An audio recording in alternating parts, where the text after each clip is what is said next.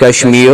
Burma اور فلسطین کے موجودہ حالات کے بارے میں حدیث نبوی صلی اللہ علیہ وآلہ وسلم میں پیشن گوئی۔ حدیث کے کتاب سنن ابو داود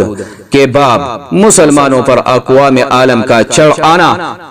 میں حدیث نمبر 4297 میں حضرت ثوبان رضی اللہ تعالی عنہ سے نقل ہے کہ رسول اللہ صلی اللہ علیہ وآلہ وسلم نے فرمایا، قریب ہے کہ دیگر قومیں تم پر ایسے ہی ٹوٹ پڑے جیسے کھانے والے پیالوں پر ٹوٹ پڑتے ہیں۔ تو ایک کہنے والے نے کہا، کیا ہم اس وقت تعداد میں کم ہوں گے؟ آپ صلی اللہ علیہ وآلہ وسلم نے فرمایا، نہیں بلکہ تم اس وقت بہت ہوں گے، لیکن تم سیلاب کی جھاگ کے مانند ہوں گے۔ اللہ تعالیٰ تمہارے دشمن کے سینوں میں سے تمہارا خوف نکال دے گا اور تمہارے دلوں میں وہن ڈال